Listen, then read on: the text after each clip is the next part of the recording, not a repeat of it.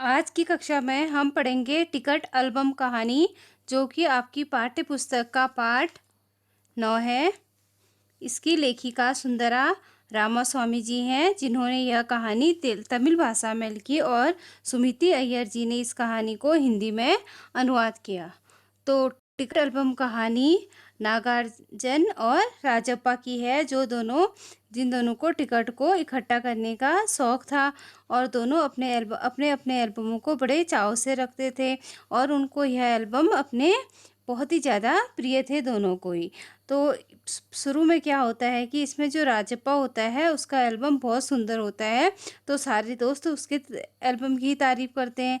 लेकिन अचानक से जब नागार्जुन का एल्बम आ जाता है तो सभी लोग राजप्पा के एल्बम को फिसड्डी कहने लगते हैं। तो ये कहानी इसी के बारे में है। आगे राजप्पा की जब उसके एल्बम को सब बुरा कहते हैं तो क्या दशा होती है और वह किस प्रकार से आगे को करता है, क्या करता है, ये सब चीज़ें इसमें बताई गई हैं। तो कहानी है टिकट एल्बम, जो टिकटों को संग्रह करके एक एल्बम बनाया जाता है, उसके विषय में है। जब राजप्पा को कोई नहीं पूछता, आजकल सबके सब नागार्जुन को घेरे रहते।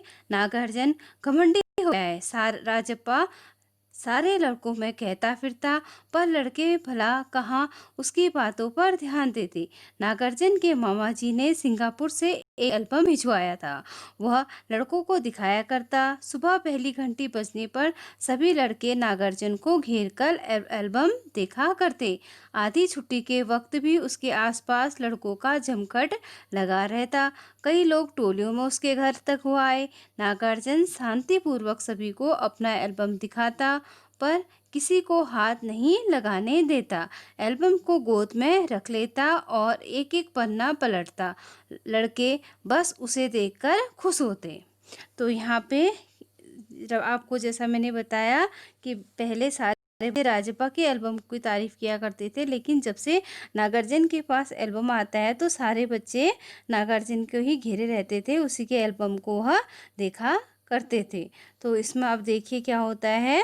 उसके बाद जो राजप्पा होता है वह कहता है कि जो नागार्जुन है वह आजकल क्या हो गया है, घमंडी हो गया है। तो घमंडी का अर्थ होता है बच्चों स्वाभिमानी, या जो अभिमान करता है, अभिमानी को कहा जाता है।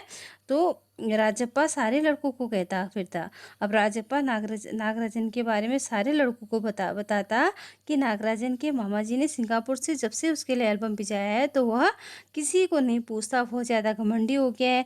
अब सारे बच्चे भी क्या करते, जैसे ही घंटी बजी वह नागार्जुन के एल्बम को देखने के लिए आते। लेकिन नागार्जुन सभी को अपना एल्बम दिखाता तो था, लेकिन क्या करता था, किसी को एल्बम को छूने नहीं देता था। तो यहाँ पे एक शब्द आया है जमघट। जमघट का अर्थ होता है जहाँ पे बहुत ज़्यादा भीड़ इकट्ठा हो जाती है।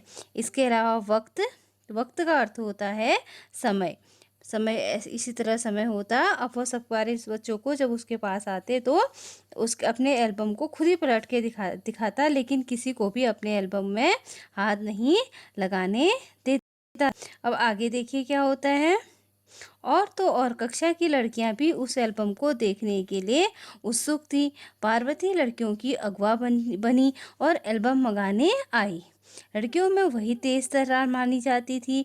नागार्जुन ने कवर पर एल्बम उसे दिया। शाम तक लड़कियां एल्बम देखती रही, फिर उसे वापस कर दिया। अब यहाँ पे क्या होता है कि जो नागार्जुन और राजप्पा के स्कूल की लड़कियां होती हैं, लड़कियों में को भी एल्बम देखने के सारी लड़कियां कह रहती थी, उत्सुक रहती थी। और उनमें जो पार्वती थी वो सारी लड़कियों की अगवा बनी रहती थी। और सभी लड़कियां क्या थी, बहुत ज़्यादा तेज तर्रार थी। और कवर चढ़ाकर नागार्जुन उनको एल्बम भी दे दिया था। तो यहाँ पे उत्सुक का अर्थ होता है उसको देखने के लिए तीव्र इच्छा रखने वाला। तेज तर्रार शब्द का अर्थ है बहुत होशियार। इसके अलावा अगवा का अर्थ है लीडर। अब यहाँ पे जो लड़कियों में पार्वती थी, लड़कियों की लीडर बन के नागार्जुन से उसका एल्बम देखने के लिए मांगती, और नागार्जुन उसको एल्बम दे भी देता था, क्योंकि वह लड़कियों को दे देता था एल्बम, क्योंकि वो उसके साथ की क्लास की सहपाठी थी। अब जब नागार्जुन को एल्बम कोई पूछने नहीं वाला था। अब क्या था, जब से नागार्जुन का एल्बम आया था तो राजप्पा के एल्बम को कोई भी नहीं पूछता था। अब वाकई क्या हो गया था, उसके एल्बम की जो क्या थी, शांति सब में घट गई थी। लोग उसके एल्बम बच्चे उनके एल्बम को देखते थे। अब राजप्पा के एल्बम की लड़कों में काफ़ी तारीफ रही थी। मधुमक्खी की तरह उसने एक-एक करके टिकट जमा किए थे।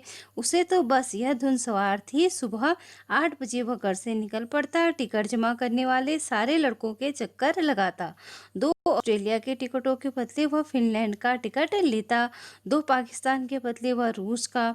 बस शाम तक जैसे ही घर लौटता, बस्ता कोने में पटक कर अम्मा से चबीना लेकर निकर की जेब में भर देता और खड़े-खड़े कॉफ़ी पीकर निकल पड़ता। 4 मील अपने दोस्तों के घर से कनाडा का टिकट लेने पगडंडियों में होकर भागता फिरता। अब देखिए बच्चों, जो राजप्पा है उसको टिकट को कलेक्ट करने का बहुत शौक था, तो वो क्या करता था, अब जैसे उसे स्कूल की छुट्टी होती थी तो वह अपने दोस्तों से टिकट की अदला-बदली किया करता था। अब वो क्या करता था, 2 ऑस्ट्रेलिया के टिकट देता और 1 फ़िनलैंड का टिकट ले लेता। ऐसे ही 2 पाकिस्तान के टिकट लेता, 1 रूस का टिकट ले लेता। इस तरह वो अलग-अलग देशों के टिकटों को क्या करता था, इकट्ठा करता था। अब जिस प्रकार मधुमक्खी अपना छत्ता बनाती है, वैसे ही बताया गया है कि जो राजप्पा है वह अपने उसने एक-एक टिकट पकड़-पकड़ के पूरा एल्बम अपना तैयार करता था। वह टिकट लेने के लिए क्या करता था, अपने जो घर रास्ता है, घर का पैदल रास्ता, उसमें दौड़-दौड़ के चला जाता था और अपने स्कूल से आते ही खड़े-खड़े ही खाना खा के वहाँ से निकल जाता था। अब आगे देखिए जो आगे क्या होता है, पर उसका एल्बम सबसे बड़ा था। सरपंच के लड़के ने उसके एल्बम को 25 रुपए में खरीदना चाहा था, पर राजप्पा नहीं माना। घमंडी कहीं का। राजप्पा बड़बड़ाया था, फिर उसके तीखे जवाब दिया था, तुम्हारे घर में जो प्यारी बच्ची है ना, उसे दे दो 30 रुपए में। साले लड़के ठहाका मारकर हंसने लगे। अब क्या हुआ उसके बाद देखिए, जो राजप्पा का एल्बम था, सारे लड़के पहले उसके एल्बम को बहुत ज़्यादा पसंद करते थे। जो गांव के सरपंच का लड़का था, उसने तो राजप्पा के टिकट को खरीदने के लिए पैसे तक देने को तैयार हो गया था। उसको 25 रुपये में खरीदना चाहता था, लेकिन राजप्पा किसी को भी अपना एल्बम बेचने को तैयार नहीं था। अगर उससे कोई कहता कि अपने क्या करो, मुझे हमें अपना टिकट दे दो, इतने 30 रुपये में दे दो, कोई 20 रुपये में कहता था, कोई 25 में, तो राजप्पा उनकी मजाक उड़ाता था और कहता था कि तुम्हारे घर में जो छोटे बच्चे बच्चियां हैं, उनको भेज दो ना 30 रुपये में। पर अब कोई उसके एल्बम की बात नहीं करता, और सब उसके एल्बम की तुलना नागार्जुन के एल्बम से करने लगे। बस कहते राजप्पा का एल्बम फिसड्डी है। अब यहाँ पे देखिए बच्चों, क्या होता है, जैसे अर्जुन का एल्बम आने लगता है, तो राजप्पा के एल्बम को कोई भी नहीं पूछता और उससे कहते कि तुम्हारा एल्बम क्या है, फिसड्डी। फिसड्डी मतलब पिछड़ा हुआ है। और सभी लोग अर्जुन के एल्बम को देखने के लिए ही दौड़े पड़ते थे। अब आगे क्या होता है, पर राजप्पा ने नागार्जुन के एल्बम की इच्छा कभी प्रकट नहीं, लेकिन जब दूसरे लड़के उसे देखते तो वह नीची आंखों से देख लेता। सचमुच नागार्जुन का एल्बम बेहद सुंदर था, पर राजप्पा के पास जितने टिकट थे उतने नागार्जुन के एल्बम में नहीं थे।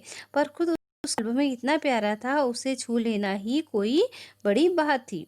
इस तरह का एल्बम यहाँ थोड़ी मिलेगा। एल्बम के पहले पृष्ठ पर मोती जैसे सुंदर अक्षरों में मामा ने लिख भेजा था। अब यहाँ पे देखिए क्या होता है, जो नागार्जुन का एल्बम था वो राजप्पा की तुलना में क्या था, उतनी ज़्यादा टिकट नहीं थे उसके, लेकिन वह क्या था, बहुत ही सुंदर था, क्योंकि नागार्जुन के मामा ने उसको वहाँ से भेजा होता है, विदेश से उसके लिए भेजा रहता है, इसलिए वो एल्बम देखने में सुंदर होता है। लेकिन उसमें टिकट राजप्पा के एल्बम के टिकटों की अपेक्षा में क्या होते हैं, कम होते हैं। अब उसमें मोती जैसे सुंदर अक्षरों में भी लिखा होता है, कुछ लिखा रहता है, तो मोती जैसे सुंदर अक्षर का अर्थ होता है सुंदर लिखावट से। तो अब देखिए उस एल्बम में नागार्जुन के जो मामा जी होते हैं, उन्होंने क्या लिखा होता है, AM नागराजन। इस एल्बम को चुलाने वाले पेशर में हैं। ऊपर नाम को कभी कभी देखा है, यह एल्बम मेरा है। जब तक घास हरी है, कमल लाल है, सूरज जब तक पूर्व से उगे पश्चिम में छिपे, उस अनंत काल के लिए यह एल्बम मेरा है।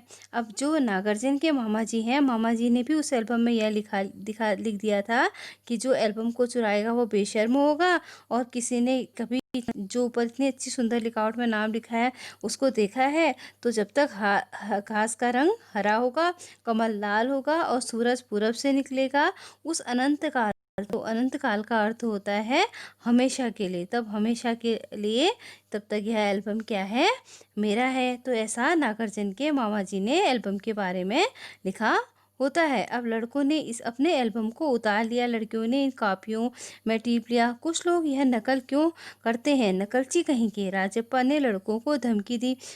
सब चुप रहे, पर कृष्णन से नहीं रहा। जा जा, जलता है, ईर्ष्यालु कहेगा। मैं काहे का को चलूं, चले तेरा खानदान, मेरा एल्बम उसके एल्बम से कहीं बड़ा है। राजप्पा ने शान जताई। अब देखो यहाँ पे क्या होता है, जो सुंदर लेख लिखा रहता है राजप्पा के एल्बम के नागार्जुन के एल्बम के बारे में, तो उसको क्या होता है, जो इस क्लास के राजप्पा और नागार्जुन की क्लास के बच्चे होते हैं, उन लड़के लड़कियां, वो लोग अपनी कॉपी में उसको जल्दी लिख लेते हैं, उसकी नकल कर लेते हैं, उनको लेख बहुत अच्छा लगता है।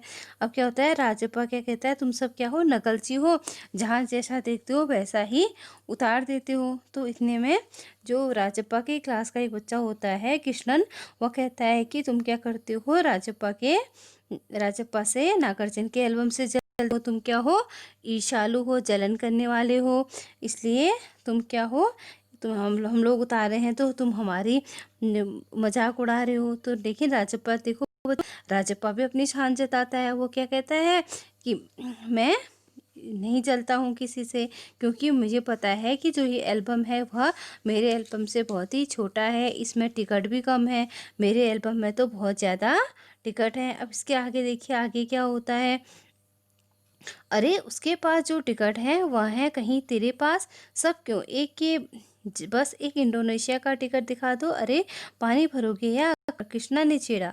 पर मेरे पास जो टिकट है वह कहाँ है उसके पास। राजप्पा ने फिर ललकारा, उसके पास जो टिकट है वही दिखा दो। कृष्णन ने भी कुछ नहीं कम नहीं, ठीक है 10 रुपए की शर्त, मेरे वाले टिकट दिखा दो। तुम्हारा एल्बम कूड़ा है, कृष्णन जी का, हाँ हाँ कूड़ा है। लड़के जैसे कोरम गाने लगे। अब क्या हुआ, जैसे राजप्पा ने लड़कों से कहा कि तुम लोग नकलची हो, जो नागार्जुन के एल्बम में जो कुछ लिखा है तुम उसी को उतार रहे हो। तो जो बच्चे हैं वो भी कहने लगते हैं कि तुम क्या करते हो, जलते हो। राजप्पा से कहते हैं कि तुम नागार्जुन से जलते हो। तो जैसे बच्चों देखो, आपके पास पास साथ में कोई बच्चा चिढ़ाने लगता है, वैसे ही जो राजप्पा होता है उसकी क्लास के बच्चे चिढ़ा है। कृष्णन उसको चिढ़ाते हुए कहता है कि तुम्हारा एल्बम क्या है, कूड़ा। फिर और बच्चे भी यही सब कहने लगते हैं। तो जो राजप्पा होता है कि मैं 10 रुपए की शर्त लगाता हूँ कि मेरे पास जितने अच्छे अच्छे टिकट हैं उतने टिकट उसके पास नहीं है। मेरा टिकट क्या है, सबसे अच्छा है, मेरे पास इंडोनेशिया का टिकट भी है। अब राजप्पा को लगा अपने एल्बम के बारे में बातें करना फालतू है। उसने कितनी मेहनत और टिकट बटोरे, सिंगापुर से आए इस एक पार्सल ने नागार्जुन को एक ही दिन में मशहूर कर दिया। पर दोनों में कितना अंतर है, ये लड़के क्या समझते हैं। और जब सोचने लगा कि मैंने कितनी मेहनत से अपना जो एल्बम है वो तैयार करा था, कितने सारे टिकट मैंने कितनी मेहनत से उसमें लगाए थे, लेकिन अब सिंगापुर से जो नागार्जुन के मामा जी ने उसके लिए एल्बम भेजा है, उस एल्बम ने मेरे जो एल्बम की क्या है चमक है वो एक दिन में ही फीकी कर दी। अब जो राजप्पा मन ही मन क्या हो रहा था, कूड़ रहा था, वह क्या हो रहा था, मन ही मन परेशान हो रहा था, जल रहा था। उसके बाद वह आमतौर पर शनिवार रविवार को टिकट की खोज में लगा रहता, परंतु अब घर में घुसा रहता है, रहने लगा। आमतौर पर वह क्या करता था, हर शनिवार और रविवार को टिकट खोजता रहता था। लेकिन जब से नागार्जुन के एल्बम की लोगों में तारीफ होने लगी, बच्चे तारीफ करने लगे, तो वह अपने घर में रहता था और कई कई बार एल्बम को पलटता रहता। रात को वह लेट जाता, सहसा जाने क्या सोचता, ट्रंक खोल कर एल्बम निकालता और एक बार पूरा देखता। एल्बम से उसे होने लगी, एल्बम से वो गुस्सा करने लगा, उसे लगा एल्बम वाकई क्या हो गया है, कूड़ा हो गया है। तो आज के लिए इतना ही, बाकी अगले अंक में पढ़ेंगे। धन्यवाद।